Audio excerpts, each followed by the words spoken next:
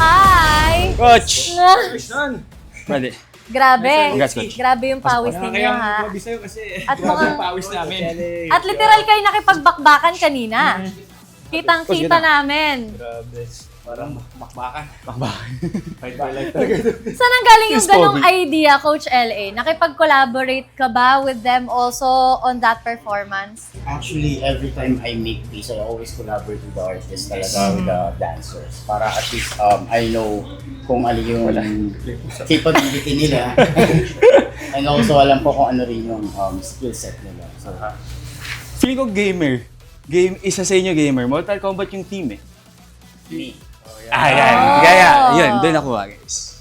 Pero mahilig din naman kayong both sa action, di ba? And yung mga of Kaya the nga nung sorts. sinabi yung action, talagang sasayaw ka. Ano talaga? Pwede, Papa. Kakayanin natin to kasi iba talaga yung breakdancing. Kailangan talaga physically fit ka. Siyempre, mentally dapat ready ka rin kasi syempre sasayaw ka sa harapan ng madaming tao. So yun lang yung goal namin na magawa namin yung best namin. Papasaya namin yung crowd. And syempre, Yes. si Coach LA. Yeah, enjoy so sa happy. prod namin. Happy ka naman, Coach. Of course. Very, very happy. Main Bro, Since solid. ikaw happy ka? Sobrang happy. Oh, galing mo bro. Natutuwa ako. Munti ka na ako hindi sumayaw. Nag-enjoy ko. Sabi ko na pala. Galing mo bro. Nakita ko sa'yo. Start pa lang kasi, ano na eh, yun na yung energy. Kasi iba rin siya kapag performance level na ginawa niya lahat ng mga may hirap. Nagulat talaga ako. Coach, kayo, Jun and Joshua, ask ko lang kung ano ba yung mga challenges sa dance style and choreo na ginawa nyo?